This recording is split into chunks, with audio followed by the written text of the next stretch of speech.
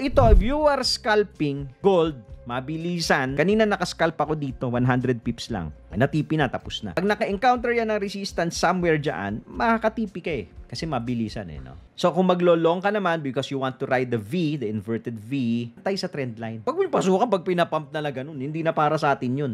So, tignan natin to. But based on our experience, usually pagka magre-red, mahaba yung red eh. Red cloud, no? Yan po, no? Similar to this, oh. Pakyat, lumagpas pa nga dun sa red eh. Tapos bumaba din. Bago, lumapad muna yung red, bago naging green ulit lumapad. So, tignan natin, ha? So, kaya sinasabi natin, itong area na yan yung mga scalping zone na pwede mong i-short market, pero mabilisan dapat nakatipi ka rin sa mga zones na yan. 100 pips, okay na yan. Kasi at some point, pwedeng basagin after ilang try. 3 beses, di ba? After ilang try, pwedeng basagin. Lalo na kung masyadong dikit-dikit. Ito most likely babasag to. Yung itsurang ganyan, no? Resistance. O, yan na, pinupuruan. Konting pitik pa na ito, may probability na bumasag to pataas. Pag bumasag, yan na po yung mga resistance. Pero pag first time tinatamaan yung resistance, lalo na, pag tinignan nyo to, lalo na may mga gaps, malalayo yung gaps. Usually yan, may rejection. Meron tulak pababa. Pero it doesn't mean na dadaus-dos, nabubuhusan agad.